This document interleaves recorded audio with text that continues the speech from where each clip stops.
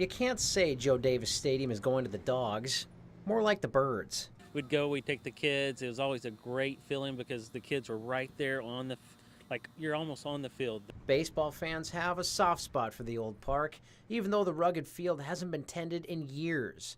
The stars are long gone, no one's calling it will call, and these are the only smiling faces you'll find in the 30-year-old park.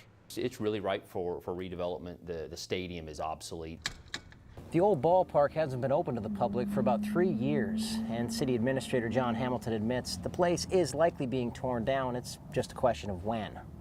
Hamilton says the ballpark estimate for demolition, no pun intended, is close to $1 million, and that's just what it would cost them to haul all the steel and concrete to the dump. We do have a developer. A new festival area is being dug one lot over, and the string of lampposts down the street is a clue to the stadium's fate. We don't want to just put any random thing there. We want to put something there where clearly there is demand for it within our community, there's a need for it within the community. Hamilton says he and the mayor are adamant the 40-acre city-owned lot is not for sale.